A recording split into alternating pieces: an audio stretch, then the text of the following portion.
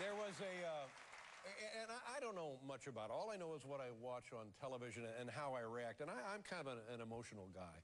So this, the Patriots game, and things heretofore had not been going great, although you're not completely out of it, but by God, it's close to lights out. Oh, yeah. And then at some point, you hit your thumb, your throwing hand thumb on somebody's helmet, and then they get a shot of you on the sideline, and it looks like you're saying to Jim Sorgi, get ready. Yeah, I did. Yeah, yeah. Now explain to me, if, in fact, Jim Sorgi was ready, what would that have been?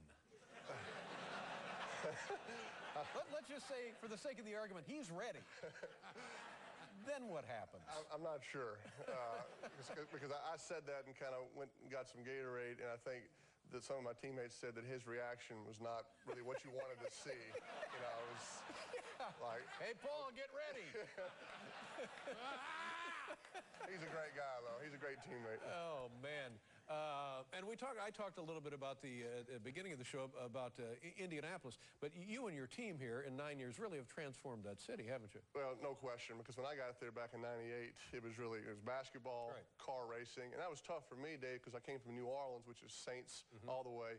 University of Tennessee, the whole state is Tennessee football crazy. Yeah. And then coming to Indianapolis and kind of playing third fiddle, right, that was hard. And so we have turned the tide of the city, where now they're talking about football in February. They're talking about who we're going to draft, and that's the kind of town that you want to play in. Yeah. Tell me about your family. I mean, we know about your father, right, Archie. We certainly know about Eli, who plays across the river, and I guess Cooper is your older brother. Is that everybody, or that's others the three in the of family? us. Yeah, my mom's, she's in there. And what is your mom played for the Niners for a while? A couple years. Yeah, a couple years for the Niners. The backup. Yeah. Special teams. What does... I mean, I know what families are about now, thank God, but what are families about now at this level? What is it like for you now? Well, they've just been so great, so supportive of me throughout the entire time. And, you know, Eli and I pull for each other when playing, you know, on the same days. And Cooper has been just great throughout my entire life. You know, I've been lucky to be the middle child, because I had an older brother, Cooper, to look up to. He gave me advice. He beat up on me, and therefore I felt it was important for me to pass that on to Eli. You'd be able to beat up on Eli. Yeah, beat up on him, tell him about girls, all the important things, just to shoot it down the ladder there. So I felt lucky to be the middle one. And what role does your father play now? I mean, I guess I understand when the kids are younger and the kids are getting into sports, and Dad himself is an athlete. I understand that a little bit, but now what is that relationship? Just talking about things that he's been through before. We don't talk X's and O's anymore. He don't want to know about plays, but talking about how to handle media, how to handle the attention.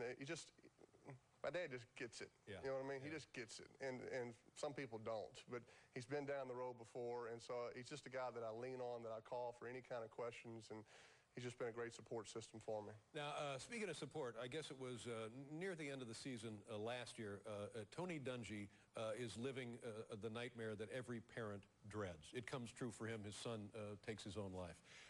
But you still got games to play. He comes back and finishes the season.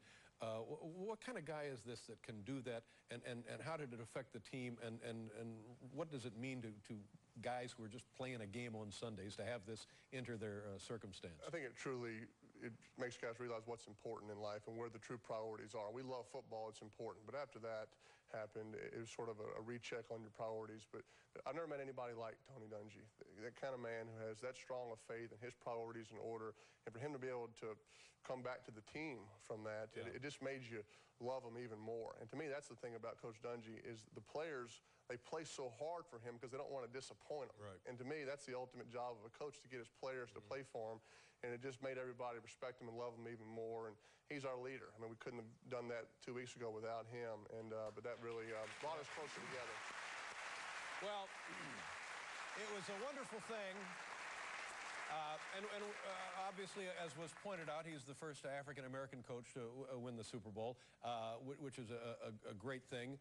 It was a great thing for the community of Indianapolis, and I can't tell you again how much I appreciate your representation of that town, because I think the world of Indianapolis, and you and that team have just been a tremendous thing for that community, and thank you very much. Thank you, Dave. Thank you for being here. Thank you very much. Peyton Manning, ladies and gentlemen. We'll be right back with Cat Empire.